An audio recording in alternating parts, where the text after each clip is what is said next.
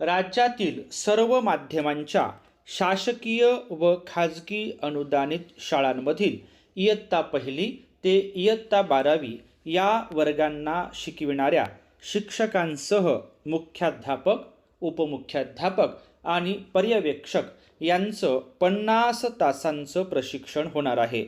यातील 20 घड्याळी तास हे ऑनलाईन स्वरूपाचे असणार असून 30 घड्याळी तासांचं प्रशिक्षण हे ऑफलाईन स्वरूपातलं असणार आहे.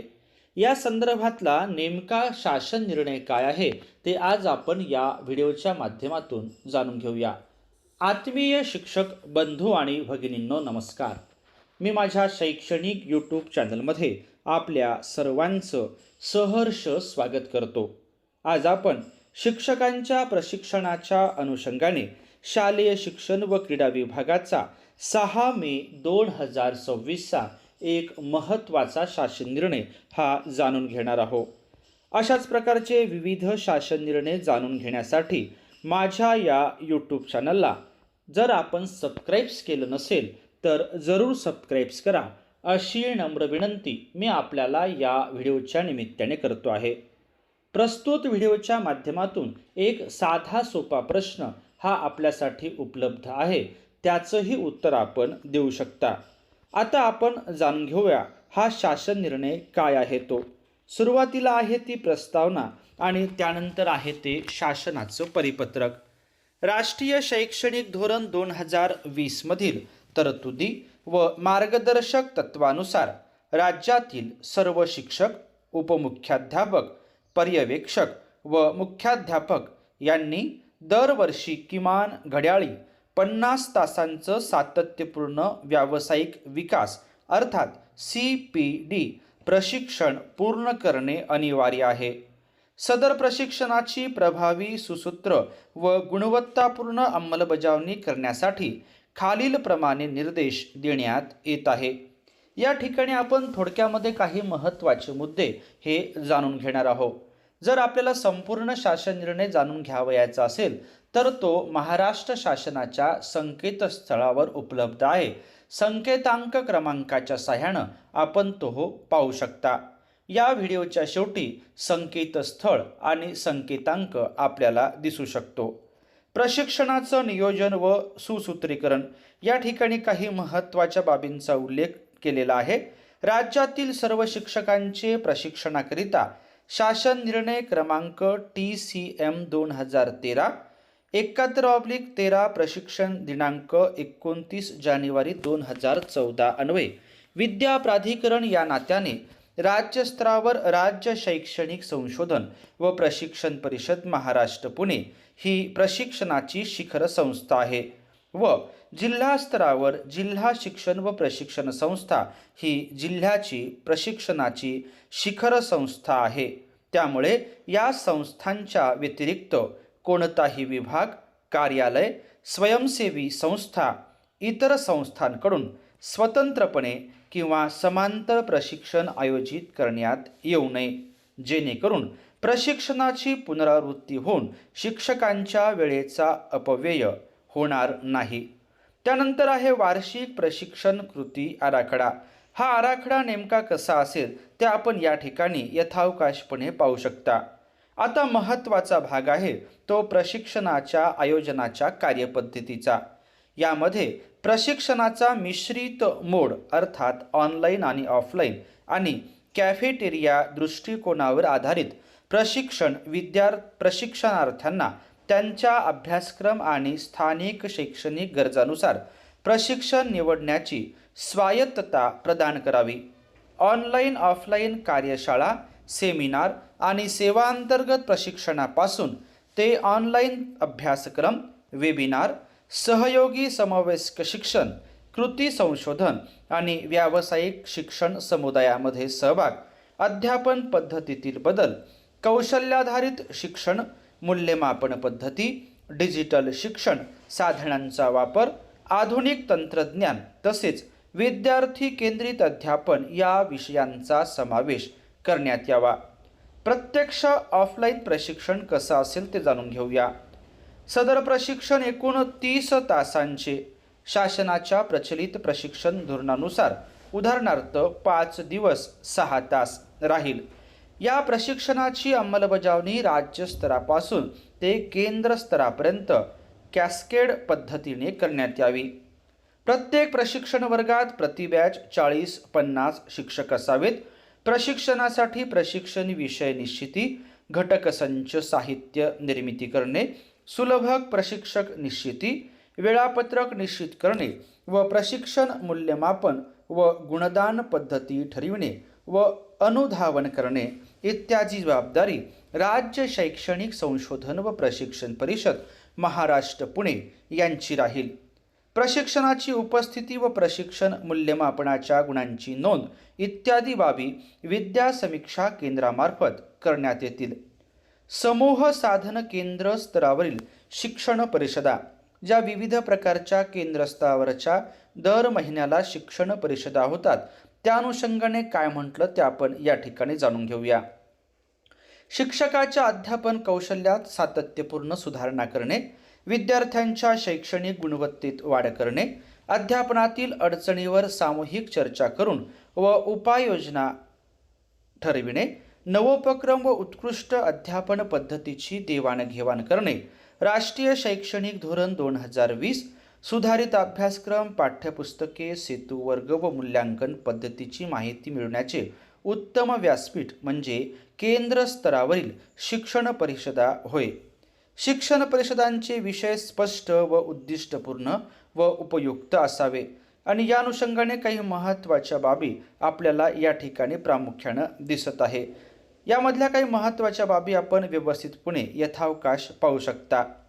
शिक्षण परिषदेतील जास्तीत जास्त 10 घड्याळी तासिका 50 तासांचा प्रशिक्षण कालावधी पूर्ण करण्यासाठी गृहीत धरल्या जातील.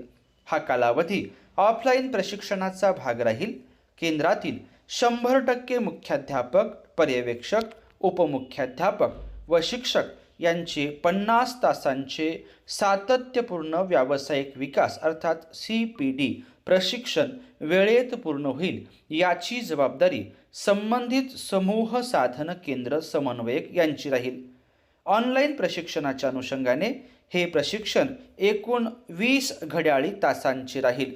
प्रत्येक महिन्यात साधारण 2 तासांचे प्रशिक्षण पूर्ण करणे प्रत्येक प्रशिक्षणार्थ्यावर बंधनकारक राहील.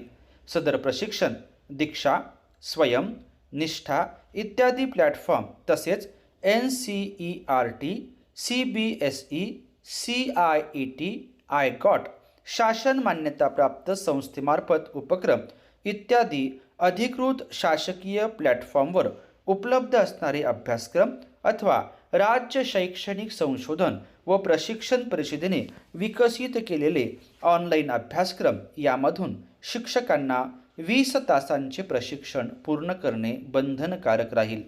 ऑनलाईन प्रशिक्षण पूर्ततेनंतर डिजिटल प्रमाणपत्र प्राप्त करून घेणे ही प्रत्येक प्रशिक्षणार्थ्याची जबाबदारी राहील. वरिष्ठ व निवड श्रेणी प्रशिक्षणाच्या अनुषंगाने महत्त्वाचा मुद्दा आहे.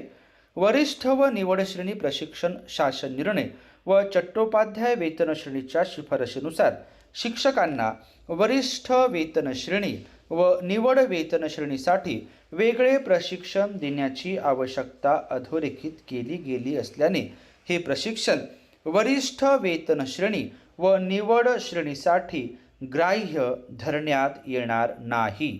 हा महत्त्वाचा मुद्दा लक्षात घ्यायचा. नवनियुक्त शिक्षक प्रशिक्षण. नवनियुक्त शिक्षक प्रशिक्षणाच्या तासिका सातत्यपूर्ण व्यावसायिक विकास प्रशिक्षणाकरिता ग्राह्य धरल्या जातील. समीक्षक निवड व सक्षमीकरणाच्या अनुषंगाने या ठिकाणी काही महत्त्वाचे मुद्दे आपण यथावकाशपणे पाहू शकता. 10वा मुद्दा आहे तो प्रशिक्षण पर्यवेक्षण व सनियंत्रणाच्या अनुषंगाने.